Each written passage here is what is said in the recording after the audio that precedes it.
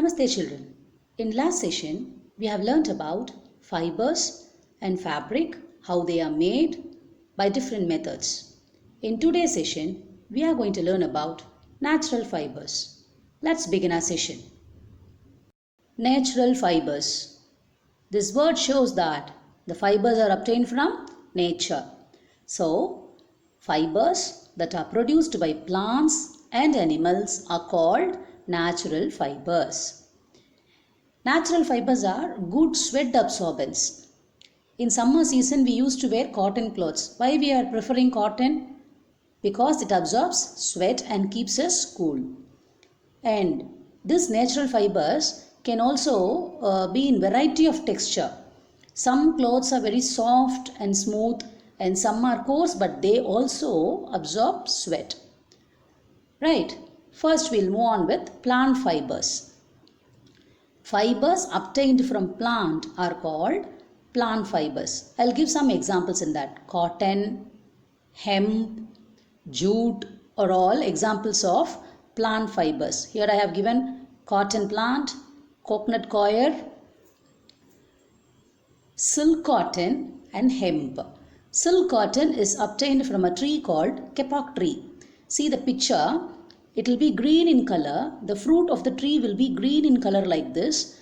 After a few days or weeks, they'll just dry up like this brown color, and then at last it bursts over and we can get the silk cotton from that. It is obtained from the tree called kapok tree. Right. These plant fibers are employed in the manufacture of paper and textile. That is what we used to say, don't tear paper, don't waste paper, because if you tear a paper or if you waste unnecessarily, you are cutting a tree. It is a big sin, right? So, plant fibers are employed in the manufacture of paper and textile. We also have wood fibers. Fibers that are obtained from tree sources. Where we get wood? From tree. So, the fibers obtained from tree sources are called wood fiber. These fibers are also used in producing paper and fiber board. Here, I have given some things made of material called jute. Jute is also a fiber obtained from the bark of jute plant.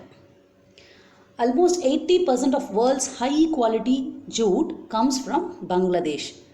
But India, Bangladesh, China, Nepal and Thailand are the main producers of jute.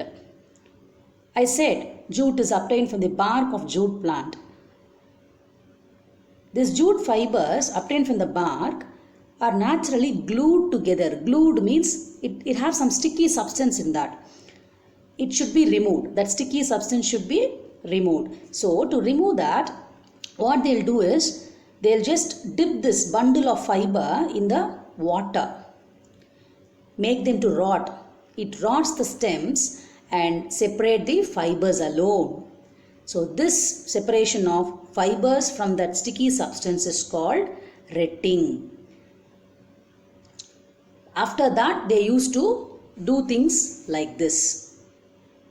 Next we have animal fibers.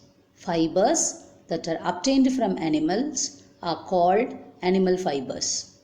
Example, we can say wool, silk. Wool is obtained from sheep, silk is obtained from silkworm. From silkworm's cocoons, we are getting this silk. And we can get this wool from sheep as well as from rabbit. The wool obtained from rabbit is called Angora wool, which is an unusual fiber. From that also we are getting, even from horse, we are getting hair. That horse hair is used for brushes, for producing brushes and bows in musical instrument. Not all animal fibers have the same properties. All animal fibers are not having same properties in sense, even in color or in texture, they are not going to be the same. Some might have very soft, fine wool. Some might have coarse texture. So in general, natural fibers look different from each other. Every one is different. The United Nations General Assembly declared 2009 as a year of International Year of Natural Fibers. It's an extra information for you. All natural fibers are biodegradable. It may be a plant fiber or it may be an animal fiber. Both are biodegradable.